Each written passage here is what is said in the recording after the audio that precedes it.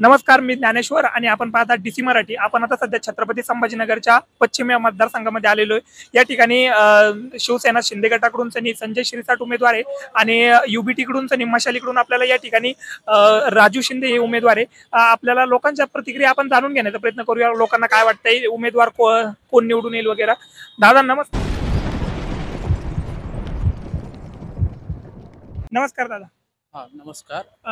सध्या आता विधानसभेच्या निवडणुका चालू आहेत, तर यामध्ये या ठिकाणी संजय शिरसाट आणि राजू शिंदे हे उमेदवार आहे. तुम्हाला काय वाटतं, कोण निवडून येईल आणि कोणाची कामं चांगली होती? कसं आहे आता ही लढत एकनाथ शिंदे सरांकडेच आहे. कारण की त्यांनी जी कामगिरी युवा पिढीसाठी आणि लाडक्या बहिणींसाठी जी योजना आणलेली आहे ती योजनेला चॅलेंज नाही. आणि खरं खरं म्हणजे आज लोक तर आम्ही पाहता आलोय, बीजेपीचे असो की कोणती असो, आम्हाला त्या गोष्टीचा विरोध नाही. पण यांनी योजना आणून लोकांच्या खात्यात पैसे टाकलेले आहे. आणि सगळ्यात मोठा मराठा आरक्षणाचा मुद्दा त्यांनी एकदम चांगल्या रीतीने हँडल केलेला आहे. ते मान्य करतो. इथं विनोद पाटील म्हणून नेता आहे, त्यानं पण सुप्रीम कोर्टला गेला पण तिथून परत आलेला आहे. पण एकनाथ शिंदे हे एकमेव असे मुख्यमंत्री आहे की ज्यांनी मराठा आरक्षणासाठी युवा पिढींचा सगळा विचार करून का होईना काही प्रमाणपत्र इश्यू करून, गॅजेट इश्यू करून काही ना काही प्रयत्न केलेले आहे. त्यात मी मनोज जरांगे यांचं पण धन्यवाद करू इच्छितो, कारण की त्यांनी हा संघर्ष पुढे नेलेला आहे.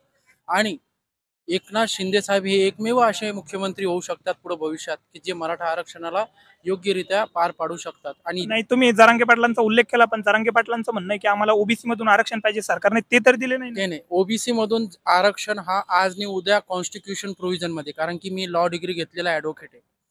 कॉन्स्टिट्यूशन मध्ये जी प्रोव्हिजन दिलेली असते त्या अनुषंगानं राज्य सरकार ही पूर्णतरे प्रयत्न करते.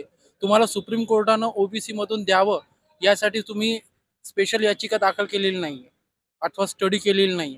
तुम्ही राज्य सरकारमधून मागतायत, पण राज्य सरकारमध्ये कुठं तुम्हाला सर्व्हिस भेटू शकते? कुठंच नाही भेटू शकत. नाही, ते आहे. पण आता तुम्ही लाडक्या बहिणीचा देखील उल्लेख केला, पण त्याच्यावर सुद्धा विरोधी पक्षाकडून टीका होतीये. विरोधी पक्ष हा टीका करण्यासाठीच झालेला आहे. अथवा तो बीजेपीचा असो का काँग्रेसचा असो का आघाडीचा असो, कसाही असो, कोणताही सरकारमध्ये असला तर विरोधी पक्ष हा टीका करण्यासाठीच उभा राहिलेला असतो. पण आज हा एकमेव एकनाथ शिंदे असा एक कन्सेप्ट आहे जे मी देवेंद्र फडणवीसचा पण उल्लेख करणार नाही, कारण की त्याच्या कामगिरीत मला काही योग्यरित्या वाटलेलं नाही. पण एकमेव एकनाथ शिंदे हा एक कन्सेप्ट असा होता की ज्यानं बंडखोरी केली, पण त्यांनी खरा वारस हिंदुत्वाचा, बाळासाहेब ठाकरेचा, माननीय आनंद दिघे साहेबांचा दाखवलेला आहे. त्याच्यामुळे मी त्यांचा समर्थक नाहीये, पण त्यांची केलेली कामगिरीचा उल्लेख करू इच्छितो. तुमचं असं म्हणणं आहे की ही निवडणूक कामावर होणार आणि या ठिकाणी 101% कामावर होणार आहे आणि जनतेनं काम बघितलेलं आहे आणि त्या अनुषंगाने जनता हा योग्यरित्या निर्णय घेणार. आणि आमची यंग स्टार पिढी हा एकनाथ शिंदे साहेबांसोबत आहे, देवेंद्र फडणवीस सोबत नसूनही. एक तरफून आम्ही काँग्रेसचा उल्लेख करत नाही, उद्धव साहेबांचा पण उल्लेख करत नाही, पण एकनाथ शिंदे साहेबांसोबत जिथे एकनाथ शिंदे साहेब असतील तिथं आम्ही उभे आहे. म्हणजे तुम्हाला असं म्हणायचं की या ठिकाणून संजय शिरसाट 100% विजय होतील? 1001% आमचं मत त्यांना राहणार आहे. आणि पूर्वमधून अतुल सावे साहेबांना राहणार आहे. आणि जिथं बीजेपीचे कॅन्डिडेट असतील त्यांना थोडंफार ओबीसीचा फटका पडू शकतो. पण आमच्या मते, यंगस्टारच्या मते, माझं ओपिनियन असं आहे की बीजेपीची सरकार बनन आणि माननीय एकनाथ शिंदे साहेब मुख्यमंत्री होतील. ओके, तुमचं म्हणणं असं की एकनाथ शिंदेच पुन्हा मुख्यमंत्री बनतील? एकनाथ शिंदे 101% एक मुख्यमंत्री होते. Okay okay. नमस्कार. नमस्कार काका, काय बोलणार? विधानसभेच्या निवडणुका आहे, या ठिकाणी संजय शिरसाट आणि राजू शिंदे एकमेकांच्या विरोधात उभे. तुम्हाला काय वाटतं, कोण निवडून येईल आणि गेल्या 5 वर्षामध्ये 4 वर्षामध्ये कोणाचे कामं चांगले झाले? अभी क्या बोलना है अभी? बता सकते हैं आप यहाँ पे डेवलपमेंट विकास कुछ हुआ या नहीं हुआ, आपको क्या लगता है? नहीं, डेवलपमेंट तो हुआ है। हुआ है। एकनाथ, जो अभी एकनाथ शिंदे के कैंडिडेट संजय शिरसाट, उन्होंने काम किया, बहुत काम करे ना। लेकिन उनके ऊपर वो जो गद्दारी का आरोप करते हैं, वो उसका क्या? वो गलत है, गलत है। बहुत गलत, बहुत गलत। सर, निवडणूक आहे विधानसभेच्या, या ठिकाणी संभाजीनगर पश्चिम मध्ये आपण सध्या उभे. या ठिकाणी संजय शिरसाट, राजू शिंदे हे उभे. काय वाटतंय तुम्हाला, गेल्या 5 वर्षात 4 वर्षामध्ये काय कामं झाले? संजय शिरसाटांनी कामं केले नाही केले, तुम्हाला काय वाटतंय? मुळात ही जी विधानसभेची निवडणूक होत आहे ही एक ग्रामपंचायत लेवल टाईपची निवडणूक वाटत आहे. याचं कारण असं आहे की याच्यामध्ये जरी दोन महायुती आणि आघाडी असली त्याच्यात खूप उमेदवारांनी बंडखोरी करून खूप उमेदवार यावेळेस मैदानात उतरलेले आहेत. जसं की आपल्याला आपण पाहतो जिल्हा परिषद असेल, पंचायत समिती असेल, ग्रामपंचायत असेल, याच्यामध्ये खूप जण एकमेक उड्या घेतात. अशा पद्धतीचं स्वरूप या निवडणुकीला आलेलं आहे. आता यात राहिला प्रश्न कुणी कामं केली कुणी नाही केली. मुळात जनतेचे जे प्रश्न आहेत खरे ते बाजूलाच राहिलेले आहेत. जसं की तुम्ही म्हणाल की रस्ता, पाणी. संभाजीनगरला आज इतके वर्ष झाली, संभाजीनगरमध्ये आजही पिण्याचं पाणी 8 दिवसाला येतं. ट्रॅफिकचा प्रश्न आहे, रस्त्याचा प्रश्न आहे. बाकी जर केंद्र सरकारच्या अखत्यारीत असलेली कामे म्हणाल तर ती उत्कृष्टच झालेली आहे. आणि राहिला प्रश्न या गोष्टीचा की आता या वैयक्तिक यांच्या बाबतीमध्ये मी काही टिप्पणी करण्याची माझी इच्छा नाही. कारण राहिलं राजकीय जर बघितलं तर आता ही निवडणूक एक कारण नसताना जातीय समीकरणावर गेली, जी की विकासाच्या मुद्द्यावर जायला हवी होती. जातीवर तर गेली जे तुम्ही जे म्हणताय त्याचा तर सगळ्याच पक्षाकडून जातीचा आणि धर्माचा उल्लेख होतोय. पण या ठिकाणी संजय शिरसाट यांनी काही प्रमाणात काही लोकांचं म्हणणं आहे कामं केले काही नाही केले. तुम्ही इथलेच असाल, काय सांगू शकाल? मी जरी पूर्वचा रहिवासी असलो तरी माझ्या दृष्टीपथात संजय शिरसाट यांच्या मतदारसंघामध्ये कामं चांगल्या प्रमाणात झालेली आहेत, उत्कृष्ट कामं झालेली आहेत. त्यांचा जो परिसर आहे इकडच्या परिसरात बायपास ज्याला आपण म्हणतो, जो की खूप दिवसापासून बायपास हा याच्यासाठी राहिलेला होता.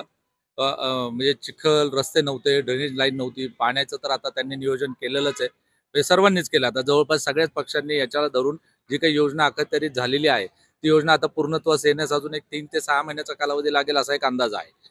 आता यात त्यांचं वैयक्तिक काम जे आहे त्यांनी ते चांगल्या प्रकारे केलं. याचे फीडबॅक जनसामान्यातनं बायपासकडच्या आपली जी मित्र कंपनी आहे यांच्याकडनं येत आहे. आता फक्त ही जातीय समीकरण आणि धर्माच्या नावावर ही फक्त विकासाच्या मुद्द्यावर निवडणूक व्हावी ही मनातून इच्छा आहे. आणि जो विकास कामं करतो त्यालाच सर्वांनी मतदान करावं हे सर्व मतदारांना मी आवाहन करेल, एवढीच माझी इच्छा आहे. तुम्हाला काय वाटतं काका, निवडणूक आहे, निवडणुकीच्या अनुषंगाने आम्ही फिरतोय. आता यांनी जो उल्लेख केलाय हा पूर्णपणे यांच्या म्हणण्यानुसार मला सगळं काही म्हणजे मान्य आहे. कारण यांनी काही वेगळा विषय असं घेतलेला नाही की जो आजच्या तारखेप्रमाणे जो चालू आहे त्याच याच्यावर मुद्दा. महाराष्ट्रामध्ये पक्ष फुटीचा एक नरेटिव्ह आहे की शिवसेना फुटली, राष्ट्रवादी फुटली, गद्दारी, खोके या अशा गोष्टीवर पण सुद्धा निवडणुकाचे प्रचार होतोय. त्या बाबतीत मी नाही बोलू शकत काही. या बाबतीत जर तुम्ही मुद्दा म्हणाल तर या बाबतीत असं आहे की खरं तर मुळात ही गोष्ट घडायलाच नको होती. ती सामान्य नागरिकांना ती आवडलेली नाही. पक्ष फुटून सत्तेत जाणं वगैरे. आणि ज्यांचे पक्ष आहेत ते त्यांच्या जवळच राहायला होते. यांनी त्या पक्षासाठी आयुष्य वेचलेलं होतं. यांनी त्यावेळेस बाहेर पडायला नको होतं. हे दोन्ही बाजूला आहे. म्हणजे शिवसेनेमध्ये आहे आणि राष्ट्रवादीमध्ये पण आहे. मग याच्या अनुषंगाने हे जनतेच्या मनात थोडंसं एक हे झालेलं आहे की बाबा आपण हा पक्ष कुणाचा, ही कुणाची. मग याच्यात एक थोडा संभ्रम आहे जनतेच्या मनात. आता तो व्यक्त होईल, तो फक्त मतपेटीतून व्यक्त होईल.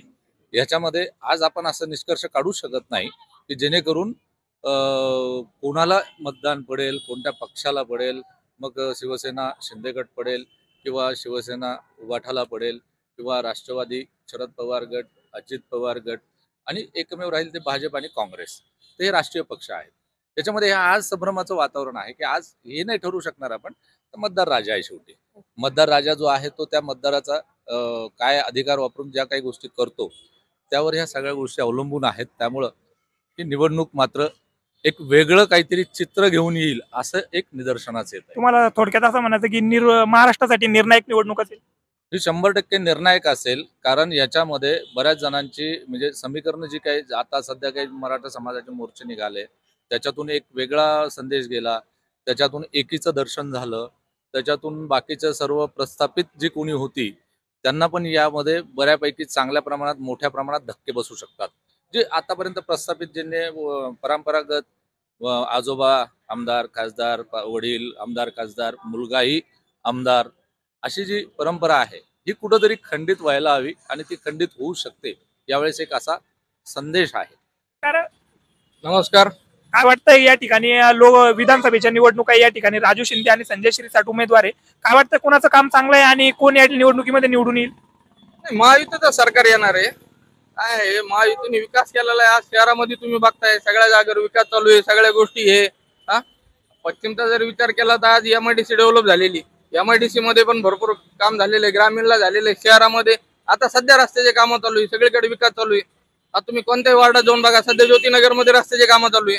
नाही पण या ज्योतिनगर आहे हे शहरामध्ये आहेत ना. काय असतं, अरे आज 3 टर्म त्यांनी आमदारकी हे केली, 3 टर्म ते आमदार राहिलेले, शेवटी विकास केला म्हणून निवडून येत गेले ना. नाही पण या ठिकाणी आता या निवडणुकीमध्ये अशा पक्षांची फुटाफूट झालेली आहे आणि त्यासोबतच एक गद्दारीचा आणि खोक्याचा मुद्दा प्रचारामध्ये विरोधी पक्ष चांगला जोमाने त्याचा वापर करतोय. विरोधी पक्ष जरी गद्दारीचा मुद्दा दाखल करतोय किंवा ह्याचा करतोय, खोक्याचा करतोय, अरे शेवटी विकास आहे ना. जनतेला विकास पाहिजे, जनतेच्या मूलभूत गरजा आहे ना, त्यांना काय पाहिजे, पाणी पाहिजे, रस्ते पाहिजे, स्वच्छता पाहिजे, त्या गोष्टी घडताय ना. तो विकास नाही का, मग त्याला तुम्ही गद्दार म्हणणार कसं? जर गद्दारी केलेली असते किंवा सगळं पैसे घेतलेले असते, त्या गोष्टी जर राहिलेलं असलं तर मग विकास झालाच नसता ना. आज महायुती सरकार एकनाथजी शिंदे साहेबांच्या याच्यासाठी, अजितदादा पवारांच्या यांच्यासाठी, फडणवीस साहेबांच्या या सगळ्यांनी मिळून विकास केला आहे ना. पूर्ण महाराष्ट्राचा विकास केलेला आहे. आज महाराष्ट्रामध्ये एवढे प्रकल्प आले, पैठण एमआयडीसी झाली, बिडकीन एमआयडीसी डेव्हलप होती. हे काय, महाविकास सरकारने कामं केले म्हणून तर झाले ना. तुम्हाला काय वाटतं या निवडणुकीमध्ये कोण निवडून येईल? पूर्ण महायुतीचं सरकार, पूर्ण बहुमतानी पूर्ण महायुतीत लागणार आहे. या ठिकाणी जाऊया आपण. बोलता